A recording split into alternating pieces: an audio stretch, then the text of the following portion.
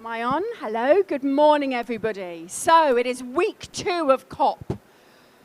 We should no longer be operating any heavy machinery, we should probably not be making any big life choices, and we all need to eat some vegetables.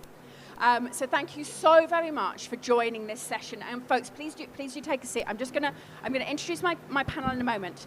But I just wanted to talk for a second about advertising.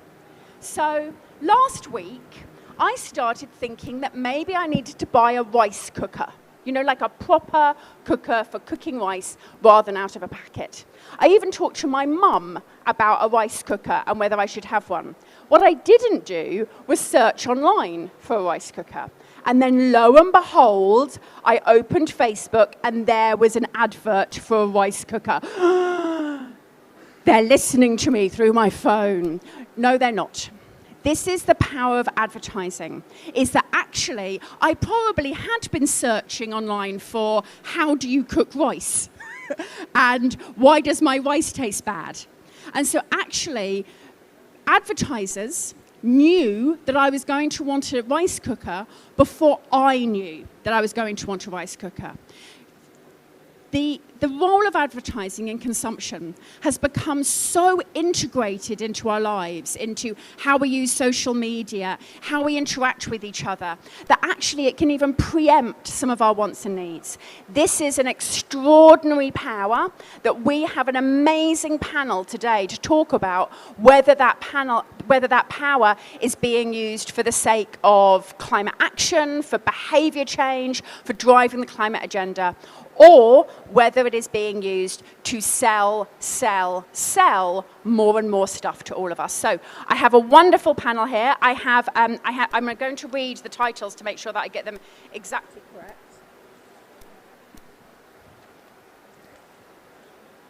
I keep forgetting I'm old and have to wear glasses. So we have Bill Wescott, who's Managing Director of BrainOxygen. Now, Bill has a great deal of experience working at this intersection between climate and business, particularly with the World Business Council for Sustainable Development and the Greenhouse Gas Protocol. And of course, we all know that within the Greenhouse Gas Protocol, you have Scope 3. And Scope 3 is, in many ways, how and where we influence consumption. So I think Bill is going to be able to bring some of this kind of quite formal and measuring aspect to the conversation. We've got Ben Essen. So Ben is Chief Strategy Officer of the global creative agency IRIS and a member of the Advertised Emissions Working Group. So Ben is right there. He works in this industry. He's doing it every day. So he can talk from a practitioner perspective. And we have Nadeen, Ayyashi, Product Director for Advertised Emissions at Purpose Disruptors. Now, Purpose Disruptors is one of the organizations I'm in love with in terms of changing the role of advertising in the climate debate. And my name is Solitaire Townsend, and I am the Chief Solutionist at the change agency Futerra. And we are also an agency who works at the intersection between climate and advertising, and we are the originators of client disclosure reports, which I'll tell you a little bit about in a moment. Now, before I start asking questions of my panel, we're going to watch a video. So if we could run the video, please.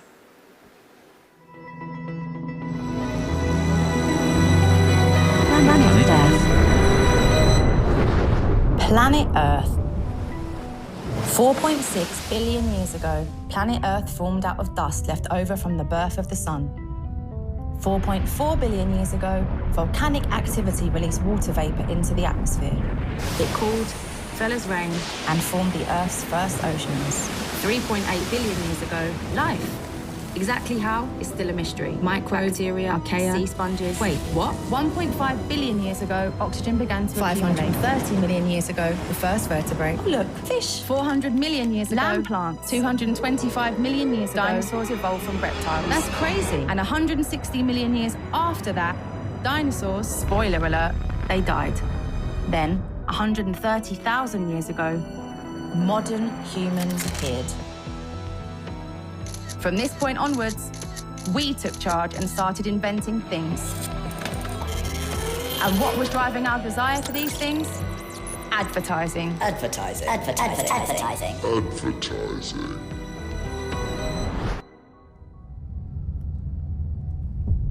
One way or another, Ads have been around us for thousands of years. Ancient Egyptians used papyrus to make sales pamphlets. Political posters have been found in the ruins of Pompeii. And in 16th century Venice, modern advertising began to take shape in newspapers and magazines. But it wasn't until the Industrial Revolution that ads really took off. We found ourselves producing extreme quantities of stuff that we never knew we needed. This has fueled mass consumption, contributing to the climate crisis we find ourselves in right now. Okay, so just to recap. Planet Earth, humans, advertising, consumerism, climate crisis. See the connection there?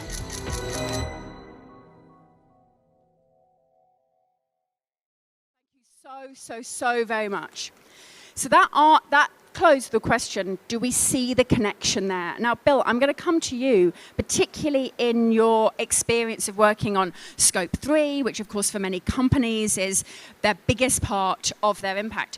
Do you think that we are seeing the connection between advertising and consumption, or is this still a blind spot? Yes, thanks, Oli. As you pointed out, I'm the old guy on the panel. I come in towards the end of the history of the universe, just at the very end there, and was involved with climate from the very beginning at the Earth Summit, and was part of the leadership group for the WRI, WBCSD Greenhouse Gas Protocol, in which I was responsible to define boundaries. And so I did something that you are actually doing now, is drawing the accounting circles to make a difference. And everybody got direct emissions, everybody got indirect emissions through energy use. And I said there's a third circle we need to draw, and that is around the products you make, and taking a life cycle assessment approach to that, because we want to create awareness, measure those impacts, and then have accountability for the products that you're creating. So I think there's definitely a blind spot on the what we call Scope 3 aspects of the product that you're creating and what that causes in terms of climate impact. But I think the vision is a little blurry on the operations of advertising, and that's really the low-hanging fruit.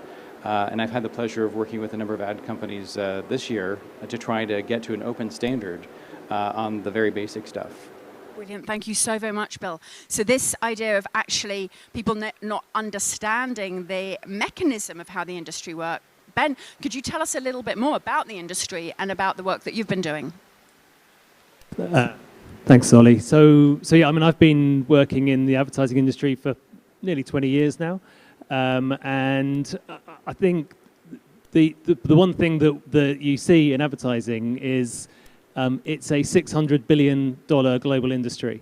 And it's the only way it can earn that $600 billion is by proving that it works and that it does the thing it's designed to do. So every media owner, every advertising agency creating the ads you see invests a lot of money to show that advertising can successfully hit the objectives that money is being paid to hit. And I've got a slide actually, if we can get the slide machine working, which will come up in a second. But we looked at 30 years of effectiveness data. So the UK in particular has a very robust effectiveness industry, and a lot of money is invested into understanding the various levers that advertising can pull. So whether that's revenue and profit and commercial outcomes that advertising drives, or actually some of the brand metrics, how aware are you of a particular product or a particular brand, through to some of the sort of darker arts around, are you talking about this to one of your friends down the pub? Are you sharing it in your social profile? Here we can see some of them up here. Net Promoter Score, employee engagement, customer satisfaction. So we've got 30 years of data that advertising has connected what it does to these measures. Where there is no data still is around emissions, around net zero, around impact on actually really any of the Sustainable Development Goals at all. So for us, this is a massive blind spot, which is the theme of today on the innovation stage. And the work we've been trying to do is to take actually all this data and use it to close the gap to understanding more about advertising's impact on the climate. Brilliant, thank you so much. And Nadeen, coming to you, because actually being able to do that, to close that gap, Purpose Disruptors, here's one you made earlier, has actually got an answer for this. Yeah, absolutely. And sorry, I'm not sure if this is working. I completely agree. And I think just to allude to what Bill was saying earlier, the advertising industry is very much aware of the impact it has on the climate in terms of the operational impact that it has. So they've been doing great strides in measuring the operational side of things. So whether it comes to offices, business travel, the placement and making of ads. But I think it's important to call out the big blind spot, which is the effect of advertising on consumption. And I think this is, if you wanted to go through a just transition and we want to create a new world, a new narrative for a new world, we really need to take a look at how advertising can play a role in influencing consumption and influencing consumer behavior, just as Ben was just saying. And I think this is where Purpose Disruptors have come up with this new concept, which is called advertised emissions. And I'm going to ask you to do a Madonna. Sorry. So advertised emissions is meant to shed the light on the part of advertising that hasn't been called out. And I'm just going to talk through a few slides, if that's okay. So advertised emissions, the technical definition is the greenhouse gas emissions that result from the uplift in sales as a result of advertising. But what this really means is the more advertising you see, the more stuff you buy.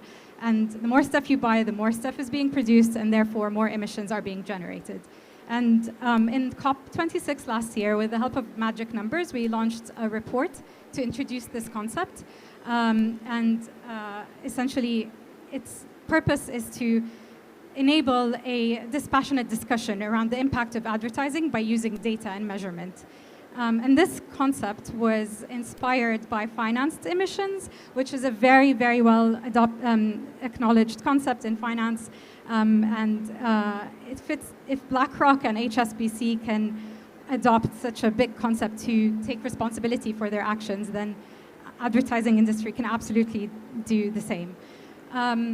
We are really excited because this year, Race to Zero has adopted the concept of advertised emissions as part of the Scope 3, extended definition of Scope 3. I think this will really help us out by enabling the conversation on a more broader level and help pave the way for adoption across the industry. And essentially, as leadership practice, this kind of gives advertisers and organizations that are part of Race to Zero the opportunity to be leading in that space. And in order to support that, we've convened a group of brilliant industry leaders, Ben of which is one of them, to help us co-create the methodology around advertised emissions in order for us to create something that's very practical and easy to use by the industry. So I'm just going to go into a couple of technical slides and talk to you about some of the results based on our new report. First question is, how do we calculate advertised emissions? It's a very, very simple formula at the outset. So our partners, econometrics agency Magic Numbers, have come up with this formula loosely based on financed emissions. Essentially, it's trying to understand the uplift in revenue based on advertising by taking advertising spend, multiplying that by the advertising return on investment, and then multiplying that by the carbon intensity of whatever is being advertised. So this would give us advertised emissions. In our latest report, what the team has done is calculate the UK's advertised emissions at a national level. And what they've used for that is very credible resources from across both the advertising and the climate space. So in advertising, we've used data from the World Association, World Advertising Research, I forgot what the C was, but anyway, ARC database, which contains 5 billion worth of effectiveness case studies that essentially provide proxies for return on investment across multiple sectors.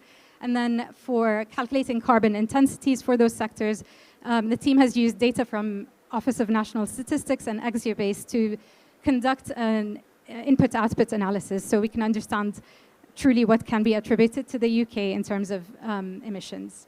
And the results were not surprising, but still very alarming.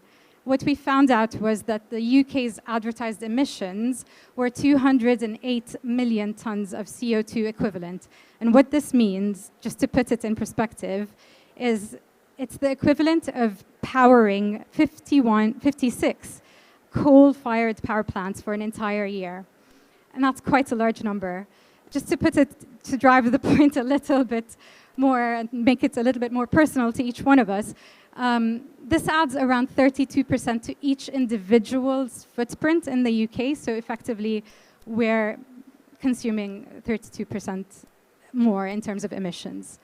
And I think it's really important to kind of talk about the trajectory of how the numbers have changed, especially as we've gone through quite an anomaly in terms of human history. So we've gone through the pandemic, which happened in 2020 and 21. So I'll talk you through some of the results that we've come across. So first I'll start talking about the solid line. So essentially, during the pandemic, we've seen quite a big reduction in advertised emissions. So we can do this, should we choose to take action. And the advertised emissions were reduced in 2020 by around 22%. And this is largely due to a decrease in ad spend by 20%, and also a change in our lifestyles and our consumption habits. So we were flying less, we were consuming slightly different stuff. But what we found out after the pandemic is that things are going back to normal. So in 2022, this year, we're on a trajectory to be at 11% more than we were in 2019. And I guess in order to kind of find a way forward, what we also tried to do was to set two pathways, or to suggest two pathways for the industry, because we always have a choice in what we can do. So the first pathway is the top blue line. As you can see, it's business as usual. So this is what would happen if we choose to continue to advertise the way that we do. If we choose to continue to advertise the things that we're advertising now, the numbers will only grow higher. However, there's an alternative path. If we do decide to take action, then we can reduce our advertised emissions. But having gone through that change over the past few years, the path that is now needed is going to be much steeper if we all agree that as an industry, we need to achieve 50% reduction by 2030 and ultimately set a path to net zero by 2050. Yeah, and just to jump in on that, because I think this difference between a line that has to go down and a line that's going up means that while it's gone up 11%, I think the gap between what we said in 2019 was needed this year and the reality is 20%. So you've actually got this 20% differential, which means a lot of the recommendations we made in the report 2 years ago are sort of are now having to be rewritten because the scale of change is really massive there. Thank you. So just to finish this off, one final point is, in order for a massive change to happen, the industry needs to take collective action. And what we'd like to do with advertised emissions, and our ambition is for this to create some sort of system-wide change. And as a second step to being adopted to Race to Zero, we're hoping to work with a scientific body and experts to kind of help us create the right accounting rules, essentially, to get adopted by hopefully a greenhouse gas protocol similar to finance emissions, and then ultimately science-based targets. So I'm just going to hand over back to Solly. Thank you so much, Nadeen. Let me just see if I can check that number again. Was it 208 million? Okay, so this is fascinating because, of course, what we're doing here is we're talking a lot about how the advertising, the marketing industry is helping to drive consumption. And at this point, most people ask me, but what about its direct footprint? You know, as an industry, we have offices, we have some laptops, we do some flying. But I think, if I'm remembering rightly, the most recent estimate of the advertising industry in the UK's direct footprint is under 2 million tonnes. So this is why we need to talk about footprint versus brain print. The material impact of the advertising industry is not its footprint. That's the housekeeping we all should do. As businesses, as individuals, we all should do. That is not the material impact of the industry. So coming to Bill, in your experience of working with industries to set these kind of standards and goals, particularly around something that's a little bit less tangible than a farm or a factory, what advice do you have? How do you think that we could learn from other industries? So I think there's a great opportunity to learn, particularly from the financial sector, which had a similar set of challenges. And we started off with creating awareness, as you're doing. In fact, I was part of the original group to create the precursor to the Dow Jones Sustainability Index to basically guide investors on where to put their money, where they can make a financial return as well as a sustainable return. But it took decades. So that's kind of the reality on the financial sector to get to the point where we had last year GFANZ and everything really kind of coming together. I think that there is an opportunity to actually collaborate around the housekeeping, which, by the way, is about 2% of global emissions, and that's at the level of the airline sector. So not inconsequential, because we're using a lot of data centers to do that mind reading for you, for your rice cooker, and serve up the ads. So I was actually surprised as a newcomer to the sector that the sector seemed to have been sleeping for a while.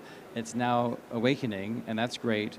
I think we do need to get the basic aspects of direct emissions, indirect emissions, and in that process, learn how to collaborate and get our arms around these inherently more challenging measurement aspects of what are we doing in the first place. And it's one thing if we have everything buttoned up and get to a net zero level, but it's another thing if the product of our work is creating a huge impact. Yeah. Brilliant, thank you so very much. So Ben, you had this fantastic slide at the beginning showing how we sell and how we measure how we sell. So how is this working, particularly inside a company, in terms of coming to terms with this advertised emissions, this brain print versus the footprint, when the whole job of the industry is to sell more stuff? Yeah, but for me, that's one of the things that's driven this process is that the industry isn't really an industry. It's an assortment of, so there's some big holding company organizations that have a lot of power, but there's also thousands of smaller organizations, small agencies, all competing with each other, all trying to, get a bit of work for one brand or the other. And that's fragmenting even more because you've now got influencers and creators that are just working direct as kind of single people on their own. So there is no industry that we can just go, hey, let's change our minds and go from here to here. You've got to build a sense of consensus around what we're trying to do. Because while morally, as a business, you might say, well, we're not going to work on that. We're not going to do that. From a material perspective, that's not actually going to have the impact that's required. We need a much more systematic or systemic approach to change. And so I think for me, where the advertised emissions idea can help is it can create consensus around what good and bad looks like. And I think interestingly, look at the report that's coming out, you start to see certain sectors that dominate and certain sectors that are less problematic. And one of the things that we're starting to do as an agency is go beyond. I think we started by going, okay, net zero pledges. That can be our shining star. So we can go, if an organization's got a net zero pledge, then we know we're okay.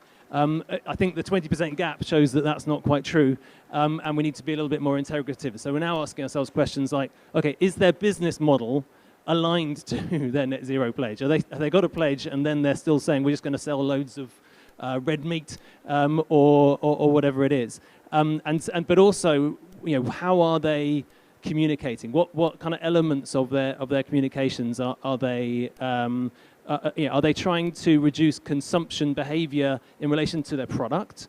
Are they trying to reduce consumption behavior beyond their product? So, a mayonnaise telling people not to waste as much other food, or are they, or is there a sort of marketing strategy around creating awareness, creating a societal shift in perspective? So, are they using their platform and their voice to really get people and the public to think differently and to start to reappraise some of these things that are so embedded in how we see the world? I'm going to come to you in a second, Nadeen, but I'm just really aware that we're using a whole load of terminology here about the advertising industry that maybe those of you who don't actually work in the industry might not understand. So in radical oversimplification, you've got clients, advertisers. So advertisers are all of the companies out there who want to either advertise their products to get you to buy them, or to advertise their ideas to get you to agree with them, or to lobbytize through advertising for certain issues. So those are all the advertisers. Then actually many of those companies, not all of them, use the agency sector. And the agency sector are all the big advertising agencies. I'm one, Ben's one. And those advertising agencies, there's many small ones, but a huge number of them are from what are called network agencies. And network agencies are big networks who own tens, sometimes hundreds of these smaller industries all within one. Then, of course, you've got the media companies and the platforms, such as Facebook and Google and Instagram, where we put all of our advertising out. And you've got things like JCDecaux, who will show you the big posters and the digital ads that you see.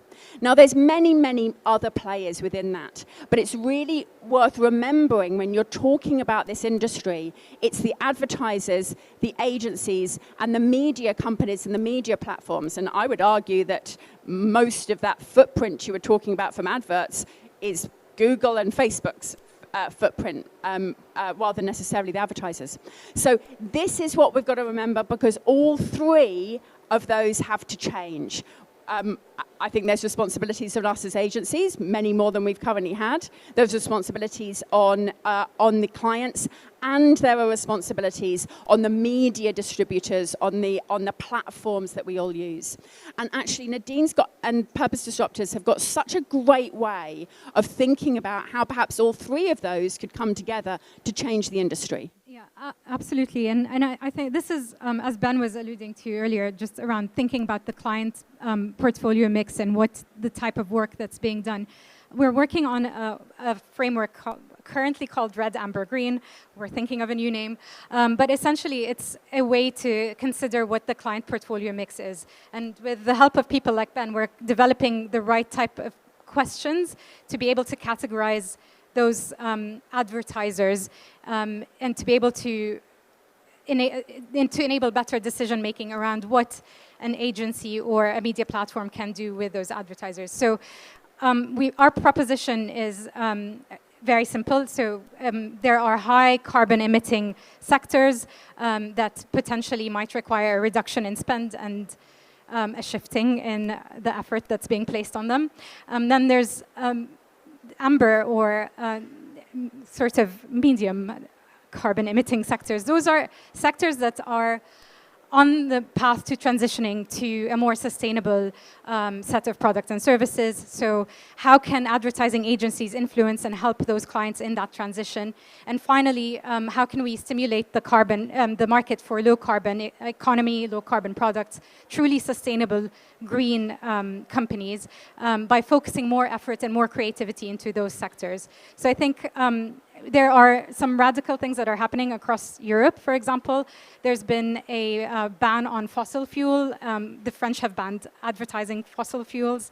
Most recently, a city in the Netherlands, Haarlem, has banned advertising on red meat products.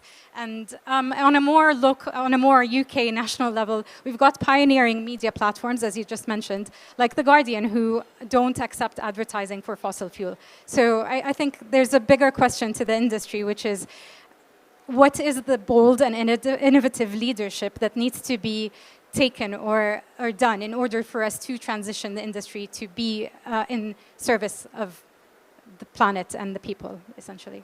Thank you so much. And actually, Ben, is this something that you're being able to use? Is this helpful as an agency? Yeah, I mean, massively. And I think what we're trying to do is look at this. So already our kind of new business approach, we're saying, okay, we've got these criteria. We're not going to be going after these clients. Or actually, sometimes we will go after these clients, but we'll do it very transparently and say, we're going to talk to you, but only if we can talk to you about the elephant in the room. And if they say yes, then we'll continue. And if they say no, then we know that wasn't the right relationship. We weren't going to be influential in having that conversation around their own transition. And so that's where we're trying to go. But what we've realised is it has to be a collective action because you can't just be there on your own shouting about this. It needs to be something that is part of the common discourse. And I think, I was just build on what Nadeen was talking about in terms of there's the sort of red flag approach, but there's also the green line on there around the green brands. And I think about something like the Sky Footprint Fund is supporting smaller, greener companies to give them an advertising platform that they couldn't otherwise afford.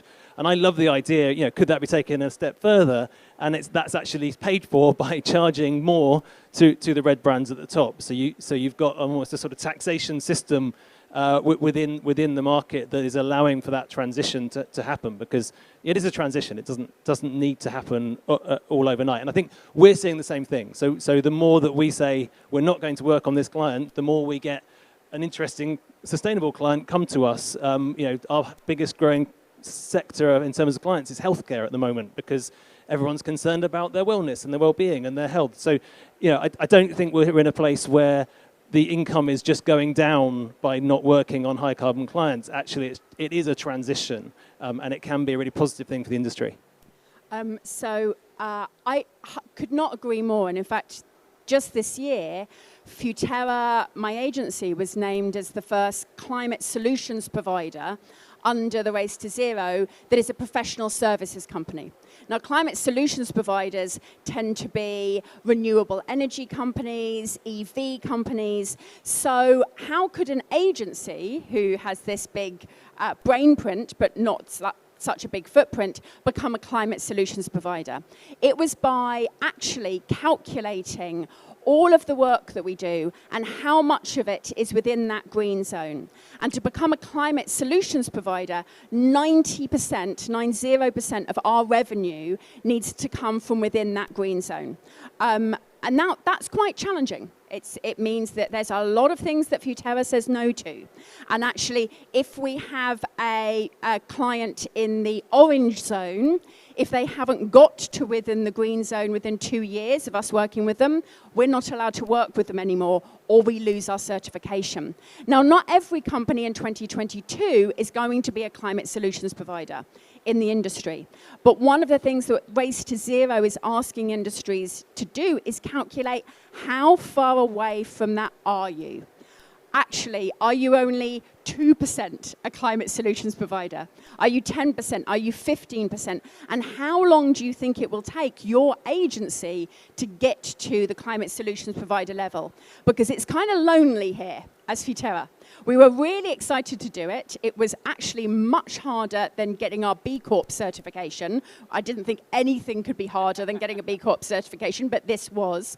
But if Futerra remains the only professional services company that is a climate solutions provider for the next couple of years, we're in trouble. So we'd really love to see other companies either join us or commit to becoming a climate solutions provider as an agency within the next few years. So listening to all of this, Bill, and this conversation, of course, the conversation that you're in, how far off do you think we are from being able to have a standard that's agreed across the industry?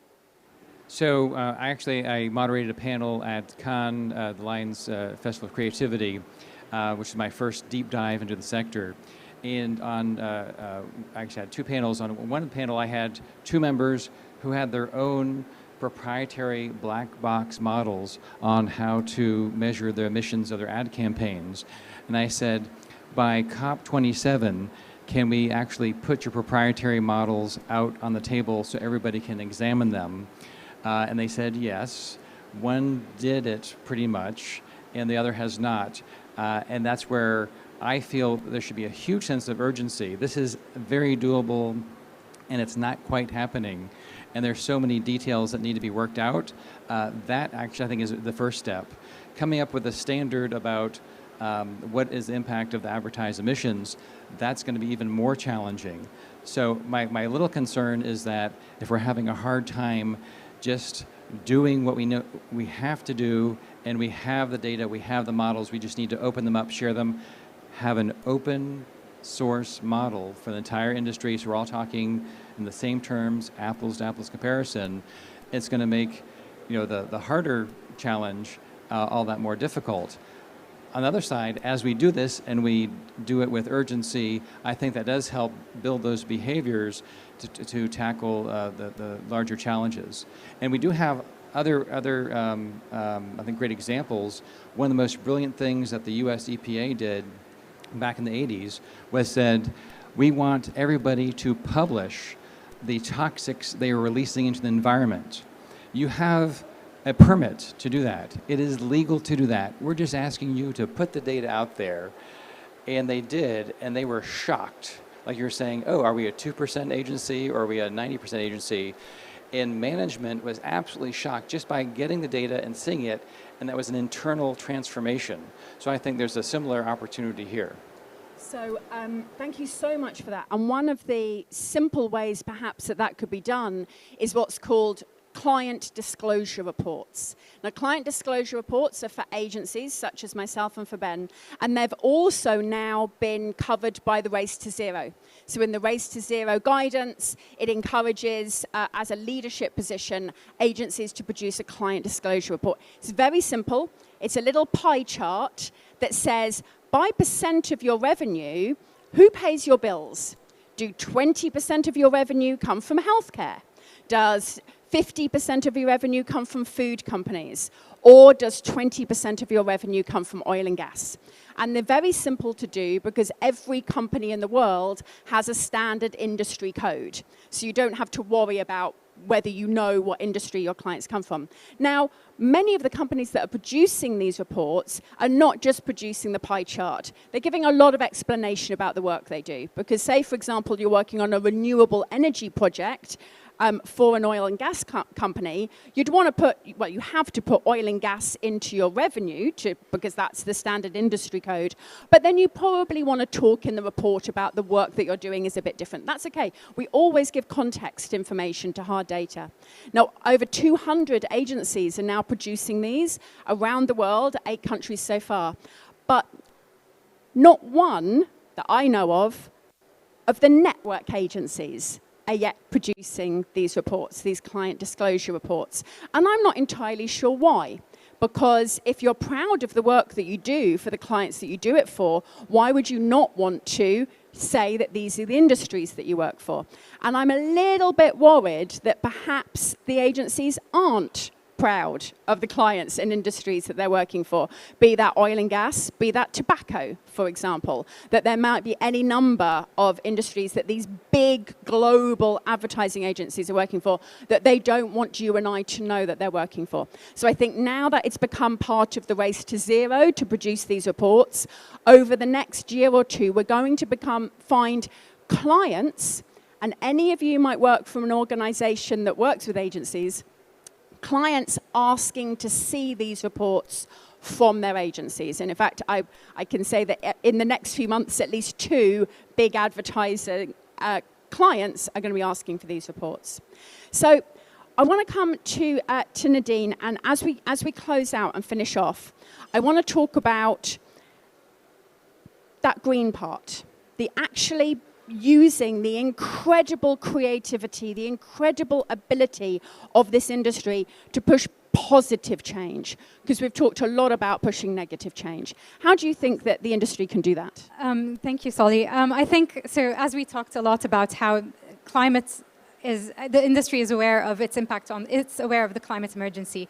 But I think there's a new awakening that needs to happen. We need to absolutely tie privilege, lifestyle, inequality, and climate together. We need to address the elephant in the room, which is the influence advertising has on consumption. And as part of Purpose Disruptors, we've conducted quite a lot of citizen research for our project, The Good Life 2030, and we've uncovered a really interesting insight, which is people don't want to buy more stuff. What people want to have a really good life in 2030 is more connection with each other, more connection with themselves, more connection with nature. So how can the advertising industry use its creativity and its brilliant strategists and problem solvers to create this future and to help clients imagine what that future could look like? So I think we all have a choice, so I'm just hoping the advertising industry can take the right one. Is that a challenge you're willing to pick up, Ben?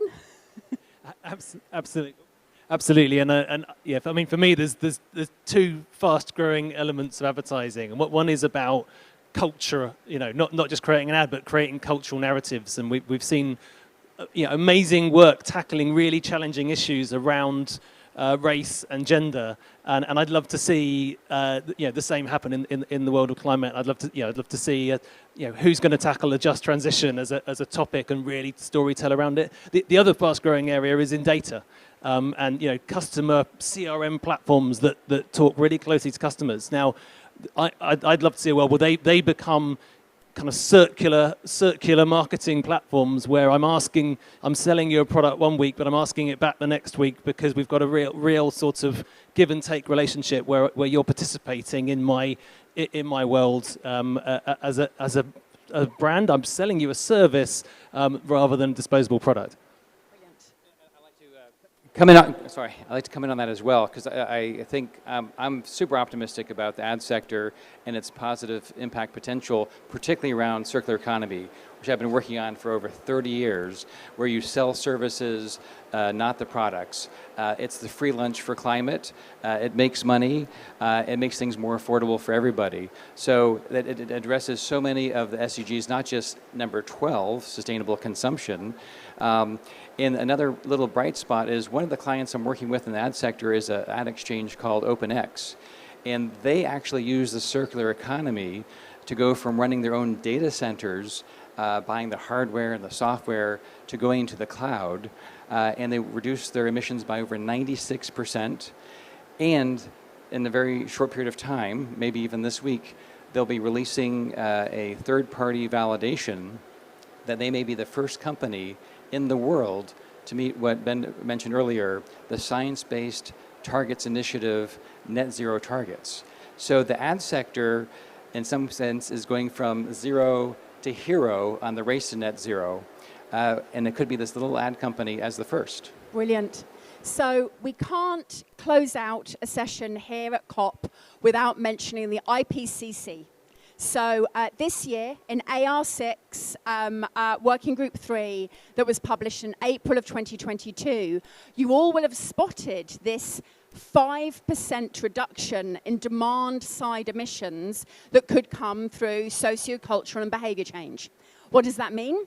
It means that all of us as individuals and as culture, as Ben mentioned, we could save 5% of demand-side carbon rapidly. The IPCC does not use the word rapidly very often.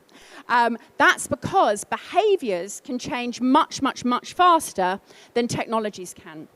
And indeed, in the IPCC, they list over 60 behaviors, from eating less meat, to traveling differently, to changing our homes, to buying less stuff and buying better and circular stuff. Those 60 behaviors mentioned in the IPCC, who's going to help us change them? It's the advertising and creative industries. So I think that we have a wonderful destiny to start selling less shit to less people, to stop funding and promoting and advertising destruction, and instead use the power of creativity to save 5% of demand-side carbon rapidly. And wouldn't that be a wonderful brief for any creative in the world? Thank you so much for joining us at this session. I hope we've opened the curtains a little bit on the advertising industry and how important it is to everything else happening here at COP. And I wish you a wonderful rest of your COP.